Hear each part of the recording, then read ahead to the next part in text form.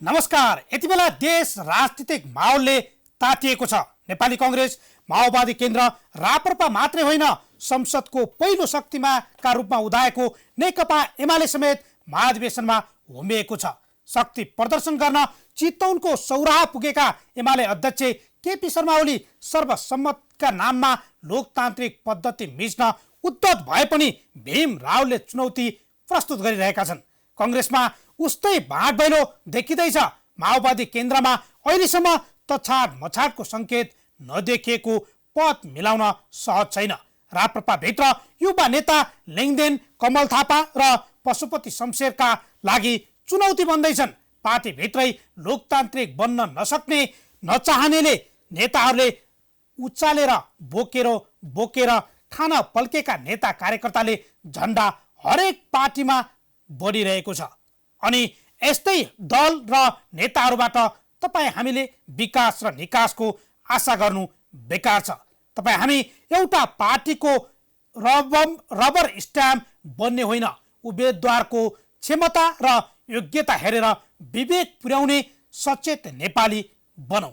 यी थोत्रा बारम्बार स्टेट नेताहरूलाई वा मानेर बोकेर हिँडेर हामी जस्ता नौजवानहरूले कहिलेसम्म आफ्नै भविष्यमाथि घात गर्ने, ढिला नगरी आफैलाई सोच्ने, समीक्षा गर्ने समय आएको छ। आउन सुरु गरौँ आम जनताले बेहोरेको समस्या, अभाव र सरकारी सेवा सुविधाको झन्झट समाधानको सारथी बन्ने कार्यक्रम जनताको इजलास। म बालकृष्ण शर्मा। तपाईहरुसँग कुनै समस्या र गुनासा छन् भने हामीलाई टिपाएर वा लाइभ मार्फत जोडिन समेत सक्नुहुनेछ। आउनुहोस्, टेलिभिजनको स्क्रिनमा देखेको टेलिफोन नम्बर र हामीसँग भाइबरमा जोडिन सक्नुहुनेछ। त्यसअघि तपाईहरुलाई यो झलक देखाउँछु। आफ्नै दाइले किन गरे भाइ मार्ने प्रयास, न्याय नपाएको गुनासो, प्रहरी र अदालत बिकेको आरोप, कष्ट लिने पीडितको चासो।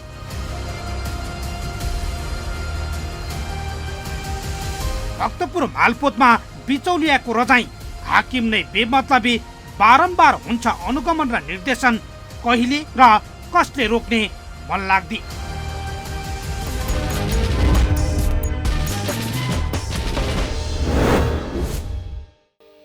स्वागत छ कार्यक्रम जनताको इजलासमा। आज हामी आफ्नै दाइबाट बारम्बार हत्या प्रयास गरिएका सिराका एक पीडितले हाम्रो कार्यालयमा आएर न्याय नपाएको भन्दै गरेको गुनासो समेटिएको विशेष रिपोर्ट र बिचौलियाको फन्दामा परेको भक्तपुरको मालपोत कार्यालयमा कारबाही बारे गरिएको स्थलगत वस्तुस्थिति प्रस्तुत गर्दैछौँ।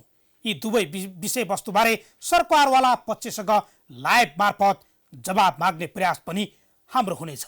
अब आजको पहिलो विषयतर्फ लागौँ। सिराहा मिचौयाका रामसागर साफीमाथि ज्यान मार्ने नियतले तीन पटक सांघातिक आक्रमण भयो। यो आक्रमण आफ्नै दाइले 2 जना सुटर किनेर गराएको दाबी रामसागरले गर्दै आएका छन्। प्रहरीले आफ्नो जीवन रक्षामा चासो नदिएको दाबी गर्ने उनी अदालतबाट समेत दोषी स्वीकार गरेका अभियुक्तलाई धरौटीमा छाडेपछि आफू थप असुरक्षित भएको र न्याय नपाएको भन्दै हाम्रो कार्यालयसम्मै गुनासो बोकेर आइपुगेका छन्। रामसागरले सहँदै आएको यातना र घटना विवरणबारे हाम्रो टिमले तयार पारेको यो रिपोर्ट अब हेरौँ।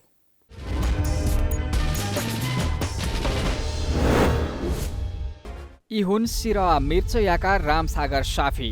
2 पटक गोली प्रहार र 1 पटक धारिलो हतियार प्रयास गरेर मार्ने प्रयास भए पनि उनी भाग्यले बाँचे। गत जेठ 22 गते दोस्रो पटक गोली प्रहार भएपछि उनी अहिले सिराहाबाट विस्थापित भएर काठमाडौँमा बसिरहेका छन्। प्रहरीमा गरेको उजुरी मात्रै होइन, अदालतबाट गरेको न्यायको आशा मरेपछि उनी आफू अन्यायमा परेको गुनासो बोकेर हाम्रो कार्यालयसम्म आइपुगे। आफूमाथि मार्ने नियतले गोली प्रहार भएको बारे उनी पीडित रामसागरले गरेको यो गुनासो सुन्नुहोस्। औषधिको थोक विक्रेता हो। म पसल गरिरहेको बेलामा मेरो दाइले सुटरलाई ल्याएर मलाई गोली प्रहार गरेछ। यो भन्दा पनि अगाडि अन्जादी 6-7 साल पहिला पनि बाटोमा पसल बन्द गरेर गइरहेको बेलामा बाटोमा पनि गोलीको छारा हाने थियो अनि दुवै खुट्टाको तिघ्रा र खुट्टामा लागेको थियो। अनि ठ्याक्कै त्यसको 6-7 महिना पछि फेरि त्यही ठाउँमा म बाइक लिएर गइरहेको छु अनि ठुलो घोप्पी तरबारले हान्दा मेरो टाउकोमा हानेको मेरो हेलमेटको 2 टुक्रा भएछ। अनि त्यसपछि म इलाका प्रहरीमा पनि यो निवेदन दायर गरेछु। त्यही पनि अहिलेसम्म इलाका प्रहरीले पनि केही त्यसको न्याय दिएन। अनि ठ्याक्कै अहिले वैशाख जेठ 2 महिना 22 गते अन्जादी 1942 को समयमा म पसलमा बसिरहेको बेलामा आएर गोली हानेछ। पछिल्लो पटक 2078 साल जेठ 22 गते राति 6:45 बजेतिर रामसागर साफीमाथि गोली प्रहार भएको थियो। उनले प्रहरी समक्ष उजुरी दिए पनि असार 15 मा मात्रै घाउ जाँचका लागि पठाइयो। असार 23 सम्म प्रहरीले किटानी जाहेरीका प्रतिवादी पक्राउ गर्न चासो देखाएन। अदालतमा पुगेको मुद्दाबाट न्याय पाउने आशा गरेका रामसागर साफी त्यतिबेला थप निराश भए जतिबेला जिल्ला अदालत र उच्च अदालतको आदेशबाट आफैलाई गोली हान्नेहरू धरोटीमा छुटे, त्यो पनि कार्यालय समय पछि रातिको फैसलाबाट। यो सुन्नुहोस्।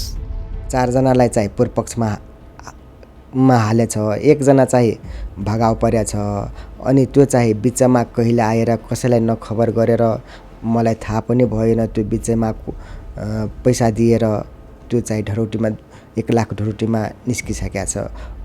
अर्कोले अब उच्च अदालत राजविराजमा गर्दाखेरि त्यहाँबाट पनि 1 जनाले ढरौटीमा राखेर समय अवधि नागिसकेका थियो। 7:30 देखि 7:30 बजेसम्ममा बसाएर फैसला गरेछ। त्यहाँबाट पनि 2 लाख ढरौटीमा छोडिदिएछ। मैले धेरै अन्यायमा परेछ। अब त्यही केटाहरूले बारम्बार मलाई आउँछ, धाकधम्की देखाउँछ। मेरो घरका मान्छेहरूलाई केही चैनले दिन दिइरहेको छैन।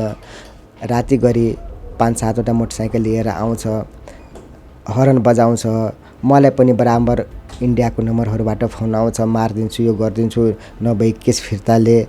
अरूबाट पनि लगाउँछ केस फिर्ताले, नभए मारिदिन्छु, बाँच्दै दिदिनँ। त्यही भएर म बल्ल तल अब जान कहाँ जोगाऊ, कहाँ के गरौँ, कहाँबाट न्याय पाऊ। अनि न्याय पाउनको लागि म हजुरहरू कहाँ आएछु र बढी प्राय गरी म यतितिर लुकेर नै बसिरहेको छु। अब अदालतको कामले म मात्रै घर जान्छु, अदालत जान्छु। अनि त्यसपछि फेरि बढी प्राय गरी म यति काठमाडौँतिर पनि बस्नुहुन्छ। उहाँहरू चाहिँ घरमा मेरो आमा हुनुहुन्छ, मेरो बुबा हुनुहुन्छ, मेरो श्रीमती हुनुहुन्छ, मेरो छोरा र छोरी हुनुहुन्छ। हजुर, उहाँहरूलाई पनि धम्की दिइरहेछन्? दिइरहेछ। राति गरी मोटरसाइकल जान्छ, हर्न बजाउँछ, 5-7 वटा केटाहरूलाई पनि लिएर जान्छ, धाकधम्की पनि दिन्छ। मेरो पसलनिर पनि आउँछ केटाहरू 10-12 वटा जतिखेर पनि आउँछ, यताउति गर्छ, के गर्छ। मेरो स्टाफहरूलाई पनि धाकधम्की देखाउँदै गरेका छन्। यसरी सुटर किनेर आफूमाथि बारम्बार मार्ने प्रयास गर्ने आफ्नै दाई सूर्यदेव साफी, भाउजू गीता देवी साफी, भतिजा रोहित कुमार भएको आरोप रामसागरको छ। उनी त दाईकै संलग्नतामा रबिन शाह र मोहम्मद हाकिम फकिरले नै आफूमाथि आक्रमण गरेको बताइरहेका छन्। यो पनि सुन्नुहोस्। अहिले बैशाखीमा म हिँडिरहेको छु। कसले हानेको त यो गोली? मेरो आफ्नै दाजु पर्ने हो, मेरो भतिजो हो, मेरो भाउजू हो र तीनै जनाहरू मिलेर सुटरलाई ल्याएर हानाएको हो।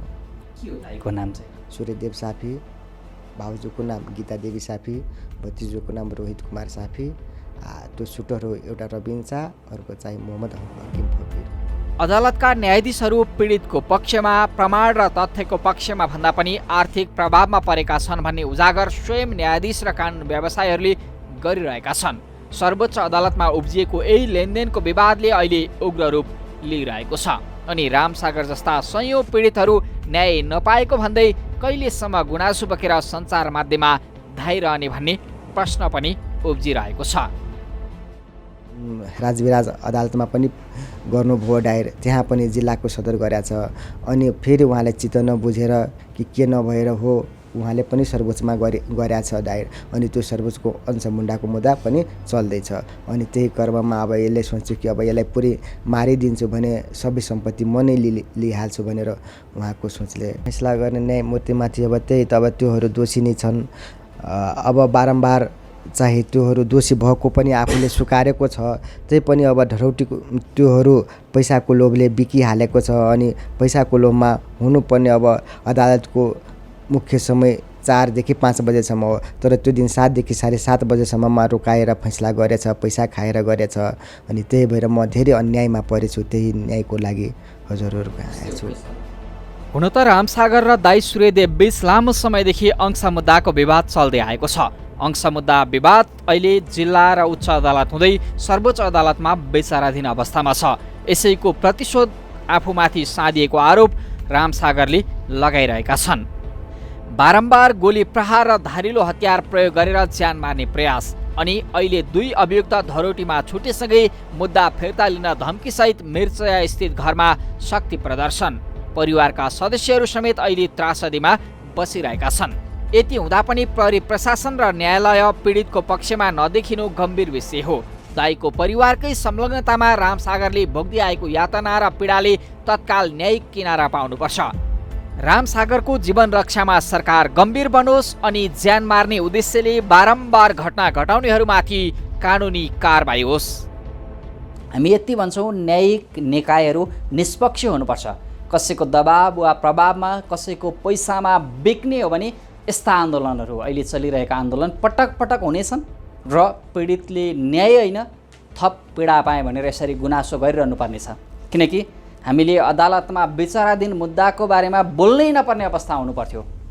यदि अदालतले निष्पक्ष न्याय सम्पादन गर्थ्यो र पीडितले मैले न्याय पाएँ भन्ने अनुभूति हुन्थ्यो भने, तर पीडितहरू विवश छन्, मिडियाका कार्यालय धाइरहन, र हामी बाध्य छौँ अदालतबाट निष्पक्ष न्याय सम्पादन हुँदैन, प्रभाव र दबाब परिरहेको छ भन्ने भन्न। हामी यति भन्छौँ, उहाँले मुद्दाको ठेलीका ठेली, उजुरीका चाङका चाङ बोकेर मिडियाका कार्यालय धाउनुपर्ने अवस्थाको अन्त्य होस्।